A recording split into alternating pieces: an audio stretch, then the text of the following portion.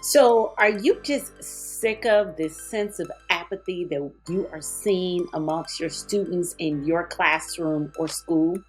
If you're like the educators that I have been speaking to in schools and on social media, this sense of apathy that our students are just displaying is, for some people, just out of control. Well, in today's video, we're going to talk about this sense of apathy that we're seeing amongst our students and what is causing this sense of apathy.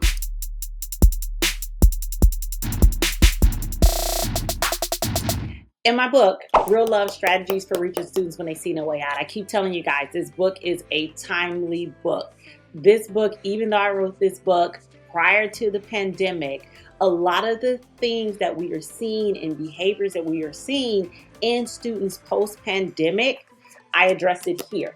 So as many of you guys know, I was a student who I would say if I had to talk to my teachers, now they would probably, especially my high school teachers, they would probably describe me as being a student who was apathetic, especially during my freshman year of high school, my sophomore year of high school, and maybe a lot of my middle school years. And so one of the things I talk about in this book, Real Love Strategies for Reaching Students When They See No Way Out, is the fact that what drove my apathy was I did not see a way out of my current situation. So let's unpack this concept of this idea of students and apathy and why are they showing up in our classrooms and in our schools just really seeming like they don't care.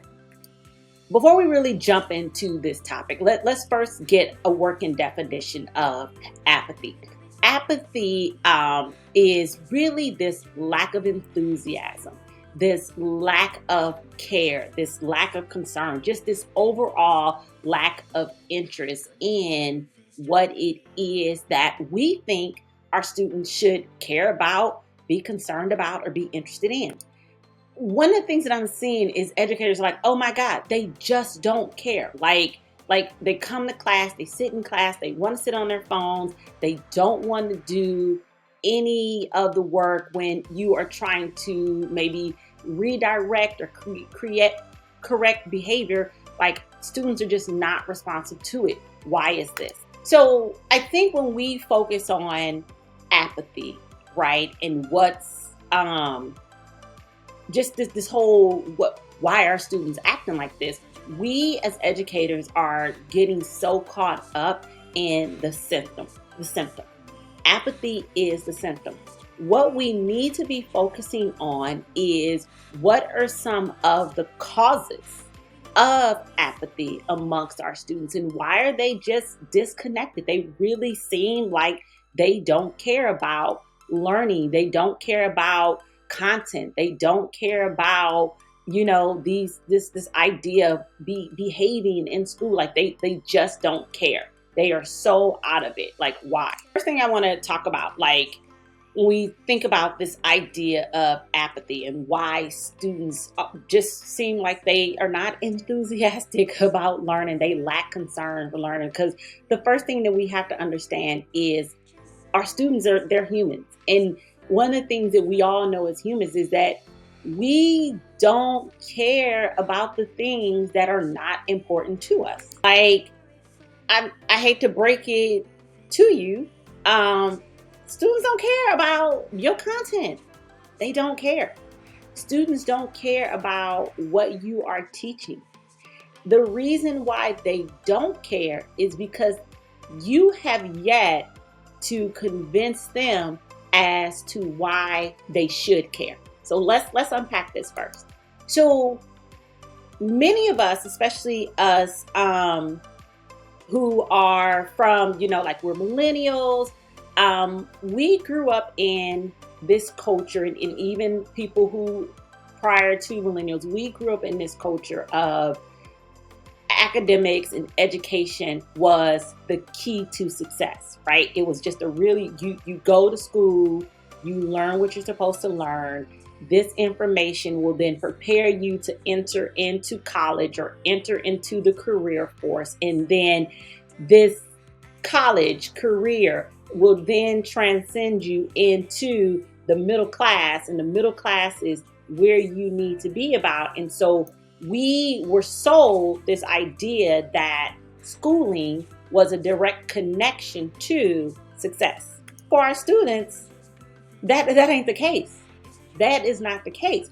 What our students are being exposed to, especially coming out of the pandemic, is people who are making millions and billions and trillions of dollars doing things that do not require traditional schooling.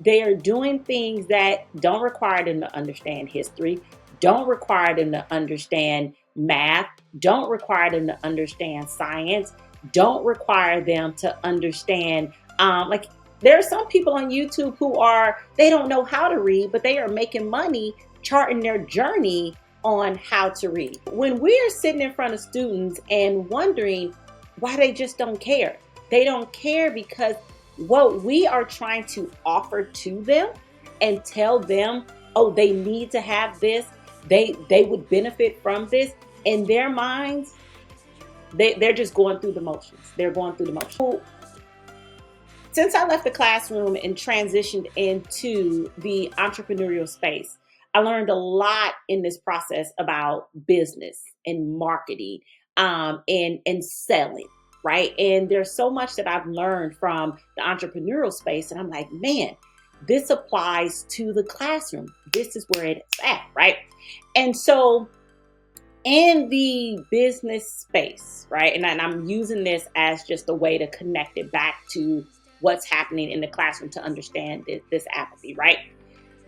People are not going to buy anything from a person that they don't see as a value add to their life, right? So that's where marketing comes in to place. That's why companies like Coca-Cola, companies like Nike, they spend so much money on advertising because the purpose of the advertising is to help you understand how their product is going to meaningfully transform and impact your life so that they can get your attention first. And then after they get your attention and your time, then they will soon get your money. For our classrooms and our schools, the currency that we want is, we don't want our students' money, right? What we want is their attention. And what we want to exchange is their attention for our knowledge, right? And for our lessons and for our content and for our expertise and for our engagement. And with that being said, we first we have to become masters of showing students why it matters. We have to master the skill of mattering. When students come into our classrooms, we have 7 seconds. When that bell rings and that instruction starts, and the reason why I say 7 seconds is because if we look at social media, because that is what's driving their brains. Social media has caused this instant gratification, this instant dopamine hit. That is why they're constantly on their phones, because within 7 seconds, that brain can get that dopamine hit. It can get that charge, right? So we got anywhere between 7 and 30 seconds from when we start that lesson to solidify why this is important to you and why you should be paying attention to what I have to offer you, because what I'm about to do is going to meaningfully impact and change your life. So as you were trying to understand this concept, I want you to understand, as you were scrolling social media, right? As you were scrolling Amazon, as you are in the store shopping, think about yourself as the consumer. What is it about a product that made you stop and say, man, I want that.